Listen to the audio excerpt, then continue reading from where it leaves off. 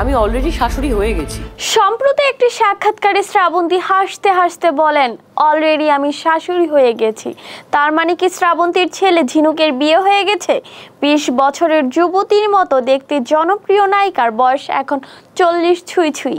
অভিনেত্রী নিজেই জানালেন তার খুশির খবর, ইতিমধ্যেই আমি শাশুড়ি হয়ে গেছি। তার এই কথা শোনার পর অনেকের মনে প্রশ্ন জেগেছে, কিভাবে শাশুড়ি হলেন শ্রাবন্তী? তাহলে কি তার ছেলে ঝিনুককে বিয়ে দিয়ে ফেলেছেন?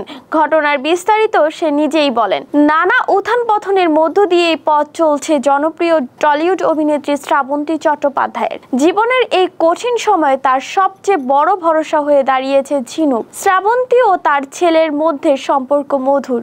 খুব অল্প বয়সে মা হয়েছেন তিনি। এরপর স্বামীর সঙ্গে বিচ্ছেদের পর থেমে থাকেননি এই অভিনেত্রী। সিঙ্গেল মাদার হিসেবেই ছেলেকে বড় করেছেন। সব সময় ঝিনুকের পাশে ছিলেন তিনি। ছেলের সকল ইচ্ছে স্বপ্ন পূরণের চেষ্টা করেছেন।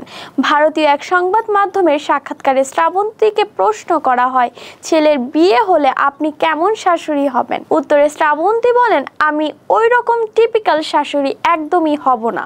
অনেক খোলা মনের মানুষ আমি।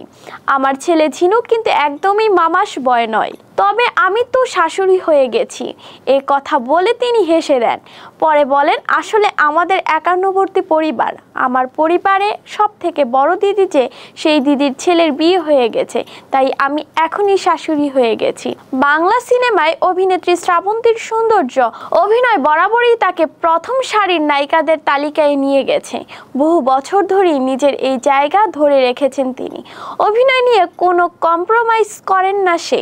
নায়িকার চরিত্র হোক বা আইটেম গান, সব জায়গাতেই চেষ্টা করেন তার সেরাটা দেওয়ার। সুপ্রিয় দর্শক, আজকে এই পর্যন্তই। এতক্ষণ আমাদের সঙ্গে থাকার জন্য অসংখ্য ধন্যবাদ। আল্লাহ হাফেজ।